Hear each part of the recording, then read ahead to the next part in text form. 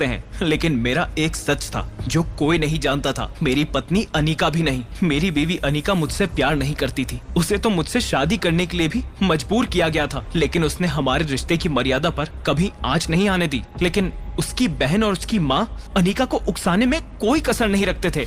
पता है अनिका दीदी, आज मेरे वो मुझे शहर के सबसे महंगे मॉल में ले जा रहे हैं शॉपिंग करवाने। आप भी चलो। हाँ, वहाँ तुम कुछ खरीद तो नहीं पाओगी, पर कम से कम देख के तसल्ली तो कर सकती हो। वैसे अनिका अपनी माँ और बहन की बातें सुन चुप रहती थी, लेकिन आज अनिका जवाब देते हुए बोल पड़ी।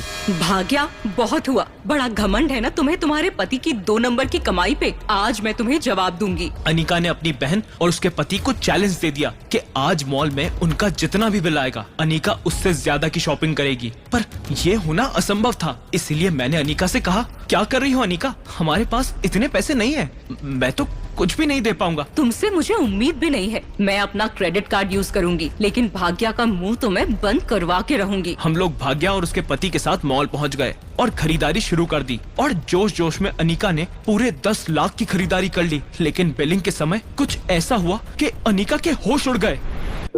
सॉरी मैम, आपका कार्ड डिक्लाइन हो गया। ये देख भाग्या जोर जोर से हंसने लगी और अपनी बहन से बोली, क्या दीदी, कहा था आपको पैर उतने ही फैलाओ जितनी चादर हो। ये सुन अनिका और भी ज्यादा गुस्से में आ गई और उसने सेल्समैन से डिमांड की, मेरे कार्ड में कोई प्रॉब्लम नहीं है, आप अपने मैनेजर को बुलाइए। थोड़ी ही देर में मॉल का जीएम वहाँ हमारे सामने था, लेकिन मुझे जरा भी एहसास नहीं था कि मैनेजर का वहाँ आना मेरे राज से पर्दा उठा देगा। जैसे ही मैनेजर वहाँ आया, उसकी नजर सीधा मेरे ऊपर पड़ी। वो मुझे पहचान गया और उसका मुंह खुला का खुला रह गया और वो मेरे सामने हाथ जोड़ते हुए बोला, अरे नक्श सर, आपसे किसने कहा पेमेंट करने को? ये पूरा मॉल आप ही का तो है।